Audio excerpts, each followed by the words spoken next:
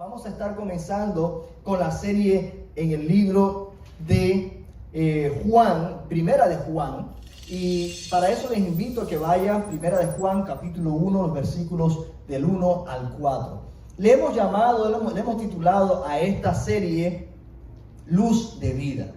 Hay dos palabras claves que Juan usa constantemente en esta carta. Se conocen como cartas, pero si ustedes ven el formato, no parece realmente una carta porque no tiene saludos, salutaciones, no hace referencia del autor, no hace referencia del destinatario.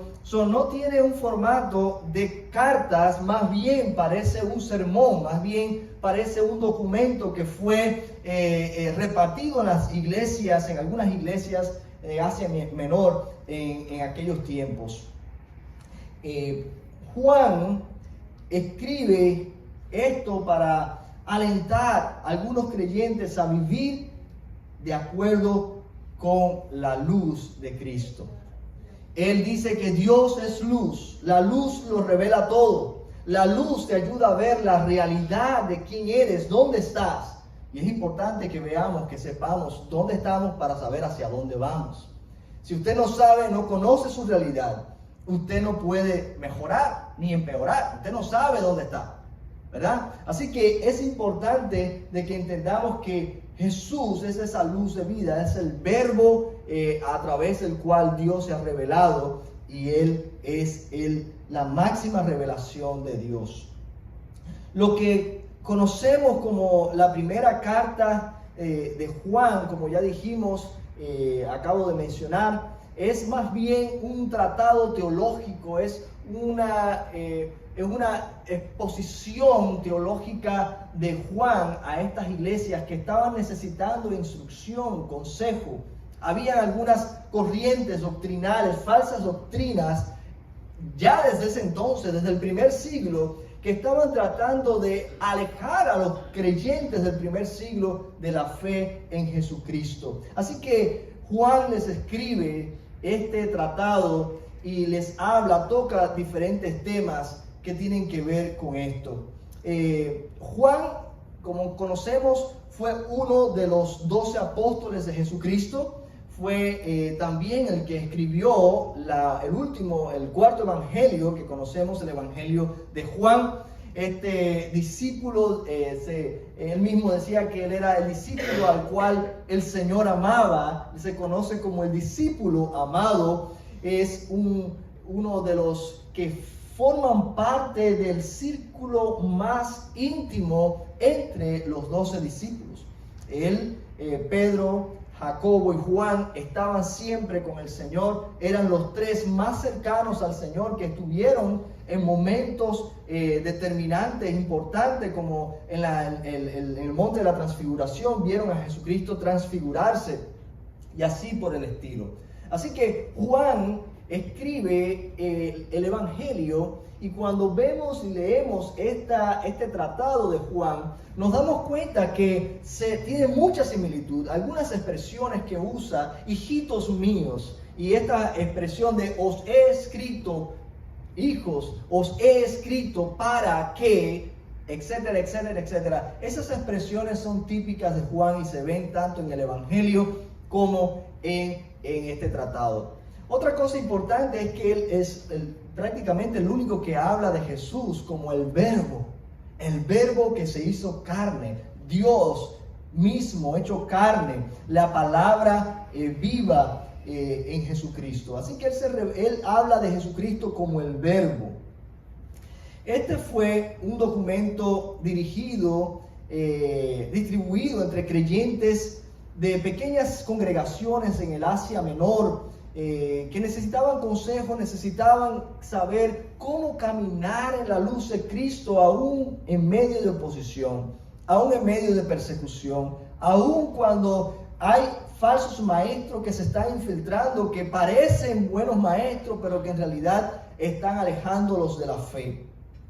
En la época en que fue leído este documento, habían, como dije ahorita, unas corrientes doctrinales que hoy conocemos como gnosticismo. Gnosticismo Ahorita vamos a hablar un poquito más de ello. Y Juan, al escribir esto, lo vamos a dar cuenta en el transcurso del tiempo, Juan toca puntos claves que combaten, que enfrentan, desafían esas falsas doctrinas y desafían al creyente a vivir en fidelidad al Señor. Juan mismo revela algunos propósitos de este testimonio escrito en sus enseñanzas. Él dice, por ejemplo, en el primer capítulo, en el versículo 3, dice, para que tengan comunión con el Padre y entre los creyentes. En el capítulo 1 también, el versículo 4, dice, para que tengan gozo. En el capítulo 2, versículo 1 y 2, dice, para que no pequen. En el capítulo 2, versículo 26, él dice, para vencer el error. En el capítulo 5, 13, él dice también, para que tengan seguridad. Así que él mismo en ese tratado, él expresa las razones por las cuales él ha escrito este sermón, este tratado, esta carta que ha sido distribuida por diferentes iglesias. Se cree que el apóstol Juan escribió este documento mientras ministraba en Éfeso, alrededor de los años 90 después de Cristo.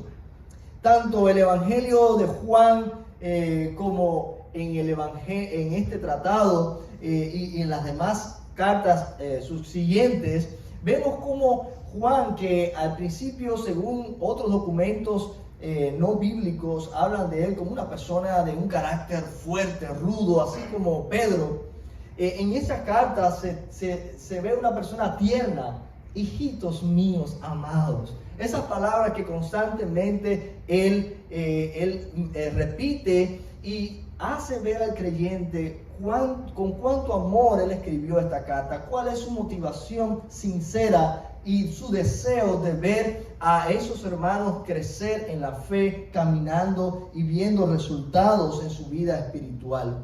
Así que algunos de los temas que se destacan en este libro son, en primer lugar, la naturaleza de Dios. Él habla también acerca del amor, habla acerca de la comunión con Dios y con el prójimo, la vida verdadera, características del Hijo de Dios, la radicalidad de la fe, el anticristo. Él menciona estos temas y nosotros vamos a irlo viendo en la medida que vayamos avanzando en nuestros estudios.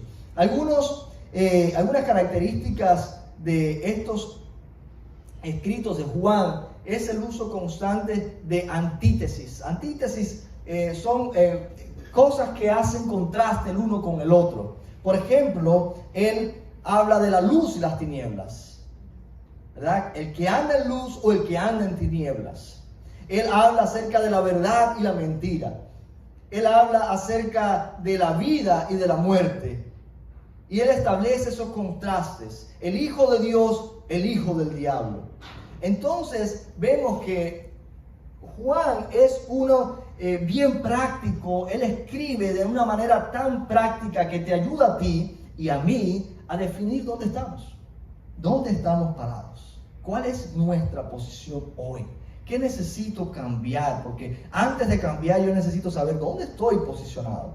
Así que este libro de Juan nos va a ayudar a cada uno de nosotros a ver cuál es nuestra realidad, dónde estamos, para que podamos avanzar.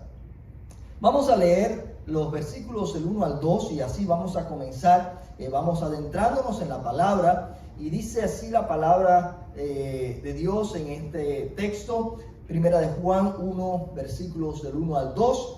Leo: lo que era desde el principio, lo que hemos oído, lo que hemos visto con nuestros ojos, lo que hemos contemplado y palparon nuestras manos tocante al verbo de vida, porque la vida fue manifestada y la hemos visto y testificamos y os anunciamos la vida eterna, la cual estaba en el Padre y se nos manifestó.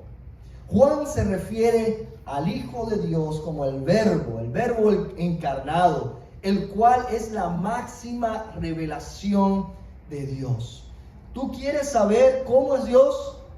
Lee acerca de la vida de Jesucristo. Cristo es vital en nuestra fe, en nuestra vida cristiana. Si nosotros decimos simplemente que creemos en Dios, no estás diciendo nada que difiera de lo que el mundo dice. Porque todo el mundo dice, yo creo en Dios. Casi todo el mundo dice, yo creo en Dios. Incluso aquellos que dicen, yo soy ateo, yo no creo en ningún Dios. ¿Sabes cuál es su Dios? Él mismo. Esa misma persona se constituye su propio Dios. De modo que decir yo creo en Dios no hay diferencia. Pero cuando usted dice yo soy discípulo de Jesucristo y lo menciona con su nombre y usted lo hace conociendo quién es Jesucristo, entonces ya todo el mundo sabe a qué Dios es el que tú crees. Porque Jesucristo es la máxima revelación de Dios. No podemos decir que somos cristianos y sacar a Jesucristo de la ecuación. Pues por eso somos cristianos, porque somos seguidores de Cristo. Seguimos el carácter de Cristo, conocemos a Dios. Conocemos que Dios es amor, porque Cristo se entregó por nosotros y expresó así su amor. De manera reiterativa, Juan asegura ser testigo de Cristo. Él menciona aquí palabras clave. Él menciona lo que he visto, lo que he oído, lo que he tocado, lo que palparon nuestras manos tocante al verbo de vida. Él está simplemente cumpliendo la gran comisión. Jesucristo dijo, y me seréis testigos, ¿dónde? En Jerusalén, Judea, Samaria y hasta lo último de la tierra. Un testigo es uno que ha visto, ha oído, ha tocado, ha estado en el lugar de los hechos. Es alguien que puede hablar no de tercera mano, sino alguien que puede hablar de su propia experiencia con Dios. Y eso es lo que Dios quiere que nosotros seamos, testigos de Cristo. Así que Juan está diciendo, y se dan cuenta aquí, estas palabras son claves y ahorita lo vamos a ver, cómo esto apunta directamente a las falsas enseñanzas que estaban habiendo en esos tiempos. ¿Verdad? Él dice, lo que he visto, lo que he oído, lo que he tocado, lo que han palpado nuestras manos. De eso estamos hablando. Eso es lo que les anunciamos. Juan claramente está haciendo frente a una corriente doctrinal que ahora conocemos como gnosticismo. Por ejemplo, 4 cosas fundamentales que esta corriente doctrinal decían creer. Ellos decían que la materia es mala. La materia, todo lo que es materia es malo. En eso está el pecado. Y por tanto, si la materia es mala, Cristo no pudo haber venido en carne. Es imposible que Cristo se haya hecho carne, materia, porque la materia es mala. Ellos decían que la materia es mala, por tanto Cristo no pudo haber venido en carne. Así que Juan en este documento explica que la materia no es mala en sí misma, que en realidad no es la materia, sino el pecado que habita en nuestra naturaleza humana caída. Una piedra no peca.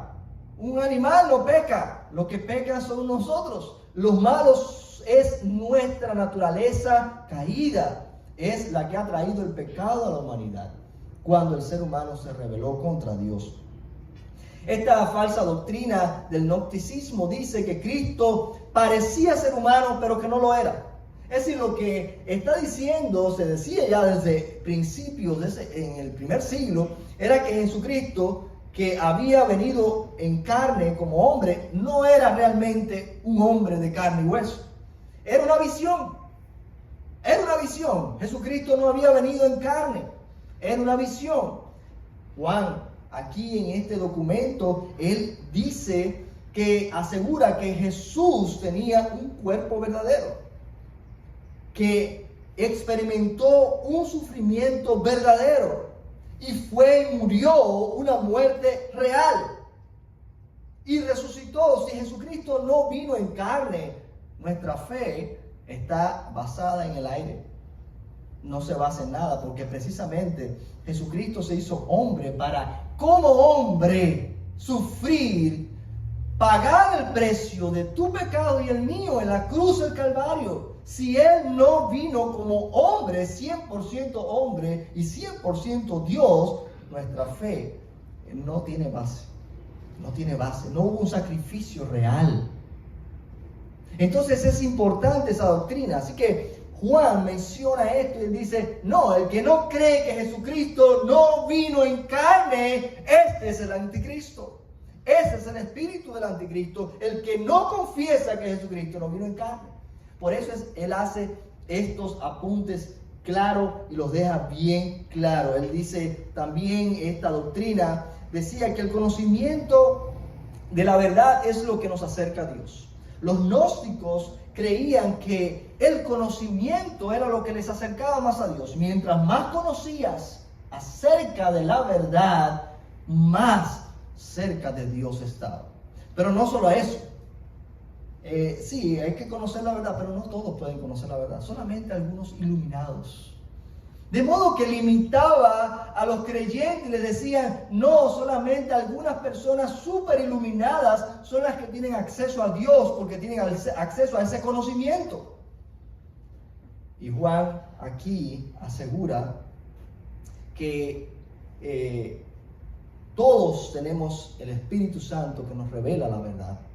Todos nosotros, todos los que han creído en Jesucristo, todos los que han puesto su corazón en las manos de Dios y han creído en Jesucristo, todos tienen el Espíritu Santo y pueden llegar a conocer la verdad. Y la verdad, dice, nos hace libres. La verdad que creemos del Evangelio nos da libertad, pero también nos da vida eterna en Jesucristo, nos da salvación eterna. Nosotros empezamos una relación con Dios cuando ponemos nuestra fe en Jesucristo y es suficiente.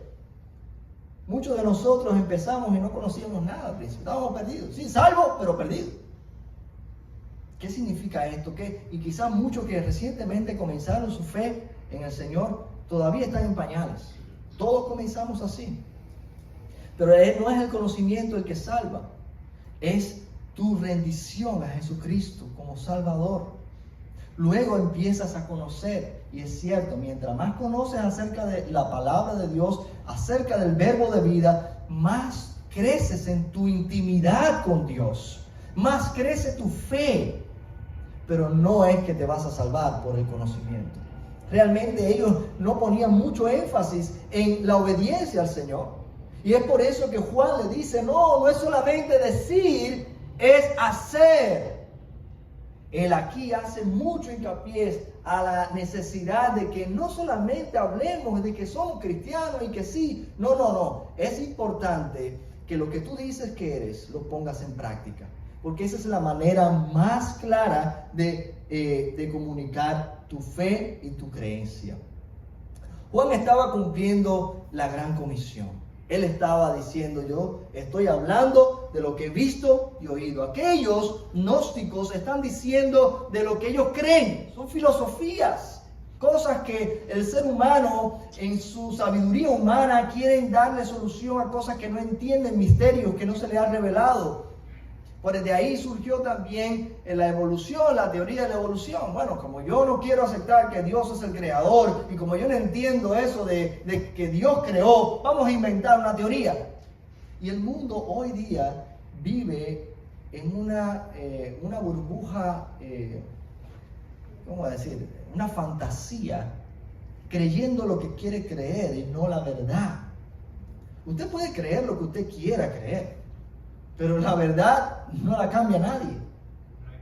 Usted puede creer lo que quiera creer, pero al final de cuentas, al final usted va a dar cuenta por la verdad que usted no quiso creer.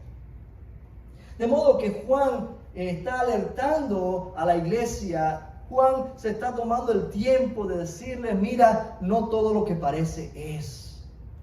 No se dejen llevar por algunos teólogos, grandes maestros que dicen tener la verdad y solamente los están apartando a ustedes de la verdad. Ahora, nosotros también hemos recibido la encomienda de Jesucristo de ser testigos. Juan estaba diciendo que yo estoy hablando, le estoy anunciando lo que he visto, lo que he oído, lo que palparon mis manos. Pero Jesucristo nos dice a nosotros también, ustedes son llamados a ser testigos de Jesucristo. Y me seréis testigos en Alapata, en Miami, en Florida, en Estados Unidos y fuera. ¿Hasta cuándo? Hasta el fin del mundo. ¿Cuánto tiempo? Mientras vivas aquí. Ahora, me pregunto yo, ¿qué hemos visto tú y yo? ¿Qué hemos oído tú y yo? ¿Qué han palpado nuestras manos que podemos nosotros hablar? ¿Alguno de ustedes vio a Jesucristo? No. ¿Alguno de ustedes oyó con su oído a Jesucristo?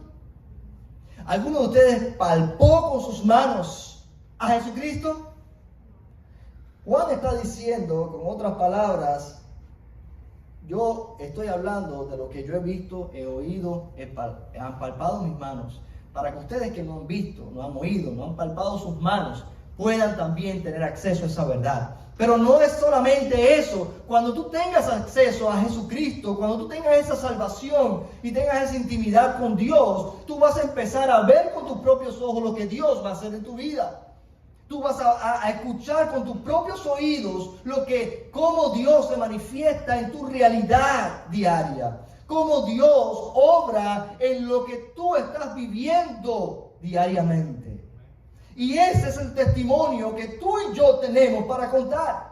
De modo que tú y yo también podemos ser testigos y podemos ver, podemos escuchar y pueden palpar nuestras manos cuando Dios obra, el Dios invisible se manifiesta en tu vida y en la mía, cuando vivimos vidas cristianas auténticas.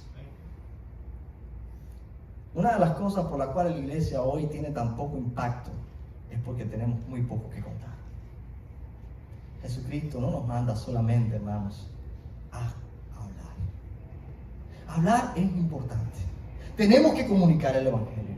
Pero más que hablarlo, tenemos que vivirlo, tenemos que creerlo, tenemos que ser transformados por esa verdad que nosotros proclamamos.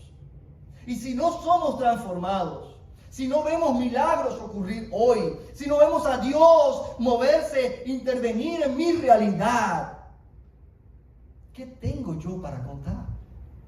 Por eso es que los testimonios son tan poderosos.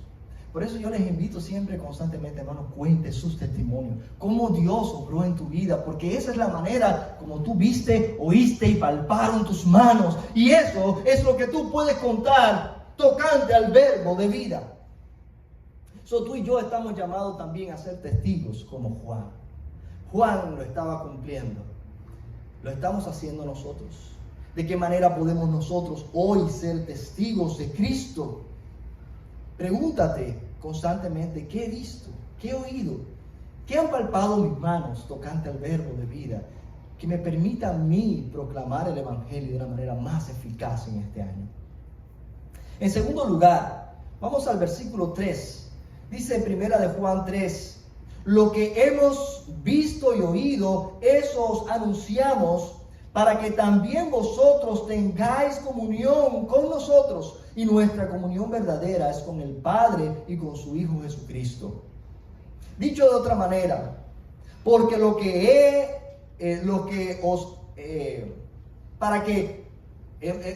para que lo que no han visto ni oído ni tocado en primera instancia también tengan parte en el beneficio soberano que nos ha traído Jesucristo.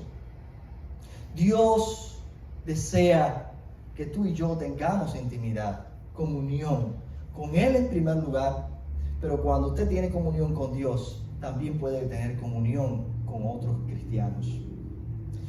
Dos creyentes pueden tener comunión cuando comparten una común salvación, cuando tienen ambos vida eterna en Jesucristo y tienen la morada del Espíritu Santo en ellos. Cuando usted es cristiano y tiene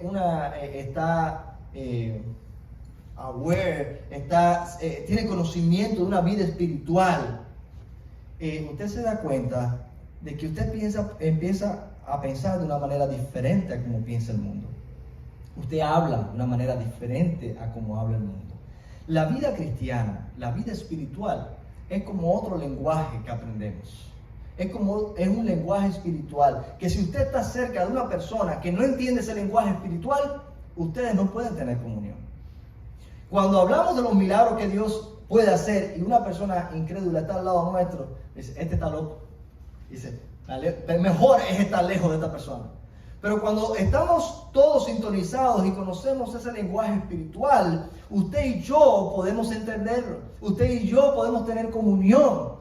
Pero Juan dice, y la comunión verdadera es con el Padre. Así que solamente podemos tener comunión usted y yo cuando primero tenemos comunión con Dios a través de la persona de Jesucristo.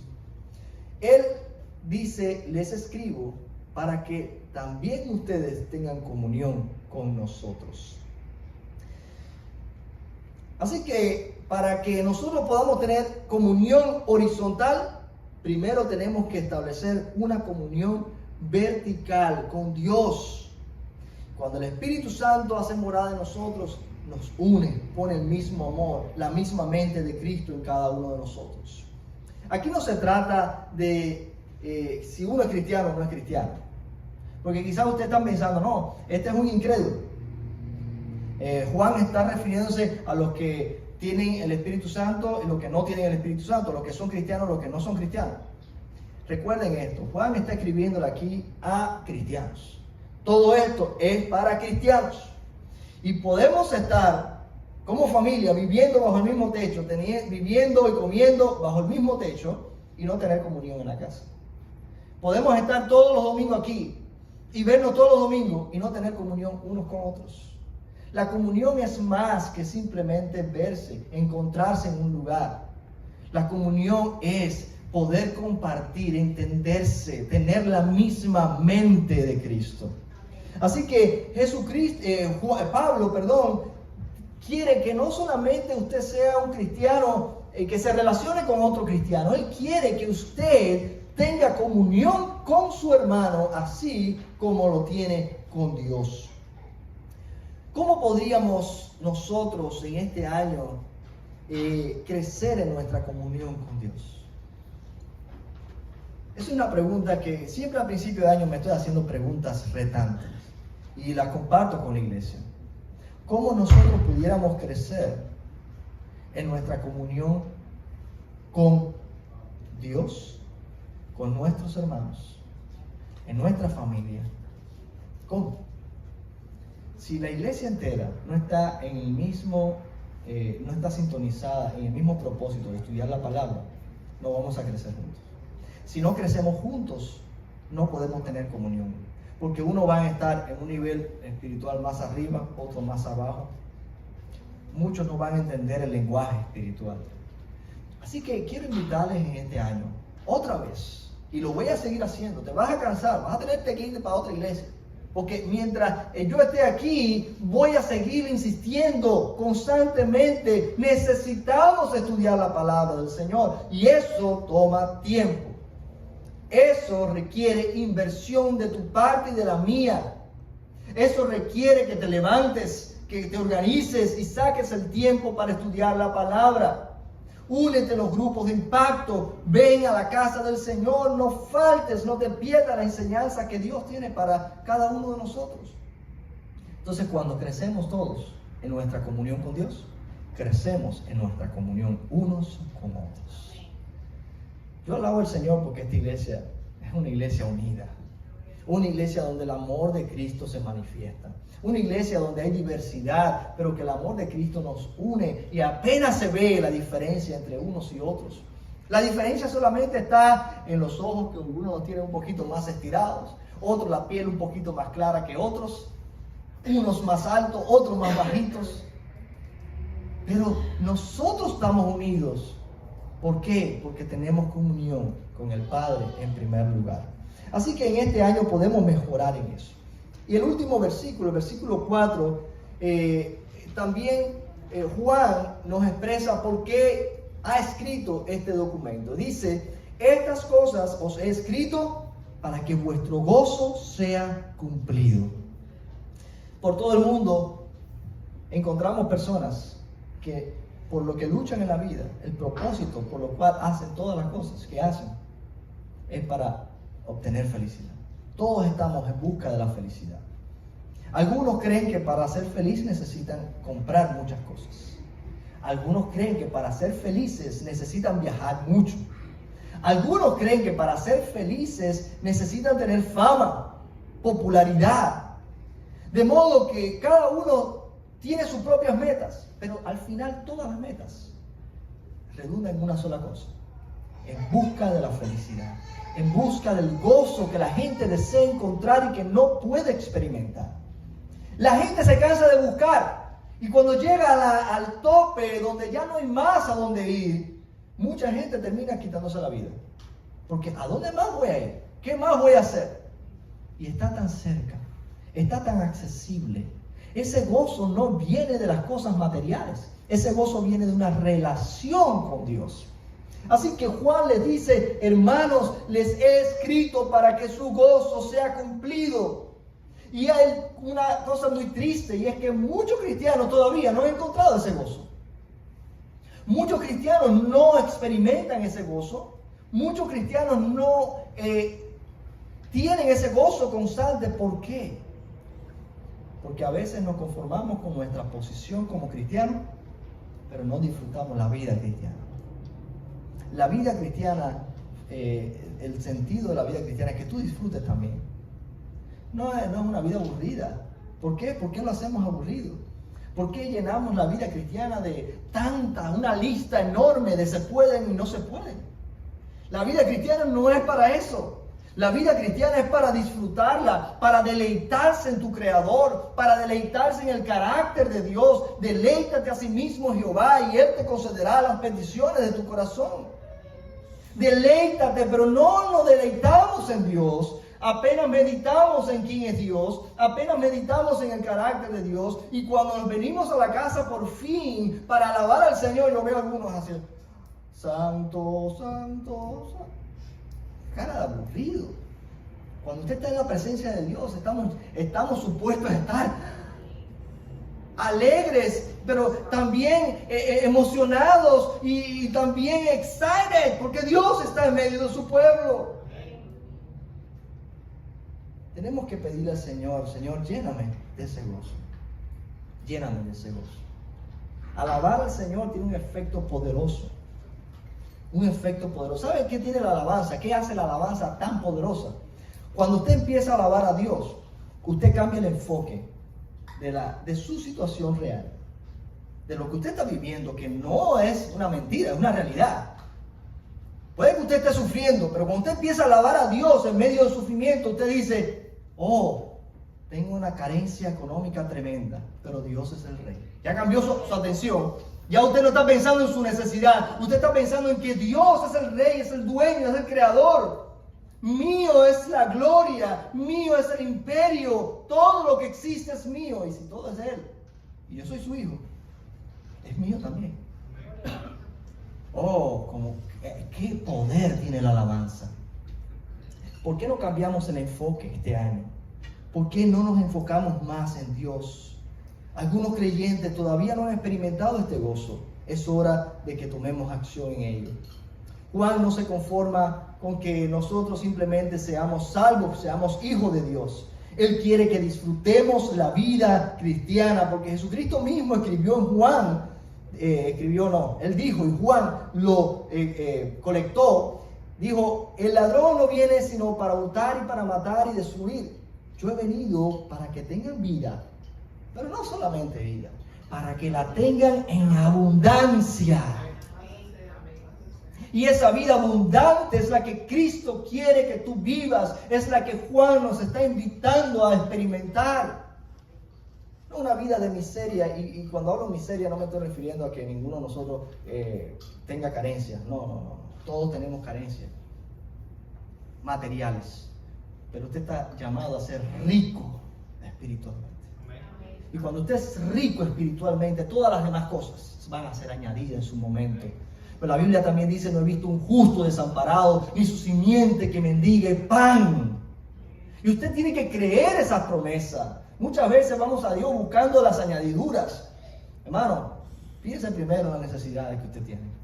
Dios ha prometido suplir todas sus necesidades y de ahí para allá Él va a suplir lo que Él quiere, como Él quiere, en el momento que Él entienda y cuando tu corazón esté preparado para recibirlo.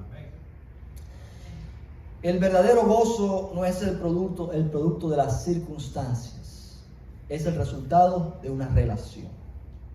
Cuando no te sientas gozoso, piensa, ¿cómo está mi relación con Dios? El gozo es el resultado de tu convicción acerca de tu salvación. Escucha, no depende de lo que tienes o no tienes, no depende de cuán por el piso estés. Tu gozo es el resultado de tu convicción de la vida eterna. Y a veces los cristianos ni pensamos en eso. A veces los cristianos cuando le hablan, ¿estás listo para ir para el cielo? ¿Estás excited para encontrarte con el Señor? Mi hijo hoy me estaba diciendo que soñó que estaba llegando al cielo. Me contó esta mañana el sueño y papi, el sueño fue súper divertido. Me encanta que él no se preocupó, no tuvo miedo por el sueño.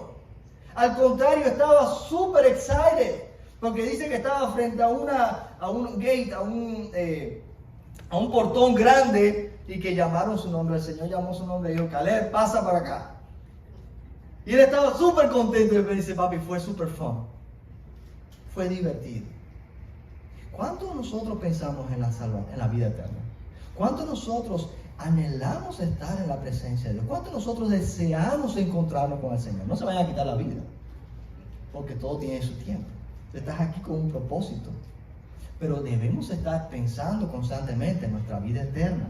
Cuando usted tiene la perspectiva de la vida eterna, las cosas que están cerca de usted pierden relevancia. Porque usted está caminando por encima de las dificultades. Porque usted tiene la vista larga. Usted está viendo más allá, por encima del sol, como dice la canción. Por encima del sol. Así que, hermanos, busquemos ese gozo, pero no a la manera del mundo. No llenándonos de cosas materiales. Busquemos ese gozo buscando nuestra relación con Dios, fortaleciendo nuestra convicción de la vida eterna, alabando el nombre del Señor, recordando el carácter del Dios al que tú has creído. Recordando que Dios es más grande que el problema, que Dios es más grande que la enfermedad, que Dios es más grande que los líderes políticos, en los cuales ponemos muchas veces nuestra confianza más que en Dios. Entonces, ya estás experimentando ese gozo. Si no lo has experimentado, es hora de que comiences a pensar en serio en eso. En esta serie veremos cómo Dios es la luz que revela todas las cosas. Y se revela a través del verbo de vida, su Hijo, para que tengas una vida eterna y para que comencemos a disfrutar la vida eterna desde hoy. No tienes que esperar ir al cielo para disfrutar la vida eterna. La vida eterna se disfruta desde hoy, desde aquí. Tu mente está volando hacia la eternidad. Tú sabes que tu problema es temporal. Tú sabes que tu crisis es temporal. Tú sabes que tu vejez es temporal. Porque nuestros cuerpos serán renovados. Ya no habrá llanto ni enfermedad. Ya no habrá más tristeza. Las cosas viejas pasaron y aquí todas son hechas nuevas.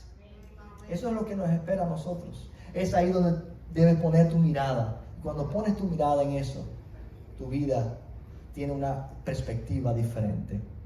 El secreto de caminar a la luz de Cristo, a la luz que revela todo, es comenzar una relación con Jesucristo. Así que si en este nuevo año, algunos han dicho, bueno, yo llevo años yendo a la iglesia, yo llevo años congregándome, pero no he experimentado ninguna de esas cosas que el pastor dice. No tengo comunión ni con la iglesia, ni con el Señor, ni con mis hermanos, ni en mi familia. No he experimentado el gozo que debe producir la vida cristiana, mi fe en Jesucristo. Quizás haya un paso que no hayas dado y que creas que lo diste. Tú quizás estás pensando, yo soy cristiano porque yo voy a la iglesia. Uno no es cristiano porque va a la iglesia. Uno es cristiano porque ha confesado a Jesucristo como su Señor y Salvador. porque ha entendido que soy pecador, que necesito la gracia de Dios para ser salvo, y esa gracia la obtenemos cuando ponemos nuestra fe en el Hijo de Dios. Es sencillo, pero no puedes saltar ese paso, porque si saltas ese paso, vas a estar toda la vida como el mundo, buscando y buscando sin encontrar el verdadero gozo de la salvación, el verdadero gozo de tener una relación con Dios a través de la persona de Jesucristo. Así que mi invitación para ustedes, mi invitación para los que están conectados en las redes sociales, es que comenzando este año, des un paso, el pie derecho, si eres derecho, o el pie izquierdo si eres zurdo, pero que des un paso hacia adelante para confesar a Jesucristo como tu Salvador. De ahí para allá, entonces empiezas a construir una vida de éxito en todas las áreas, pero primeramente en lo espiritual. Que el Señor nos ayude en esta serie, y si alguno ha confesado a Jesucristo, solamente haga una oración, confiésele, pídale al Señor que le salve, y el Señor hoy mismo comenzará una relación contigo en la cual podrás experimentar el verdadero gozo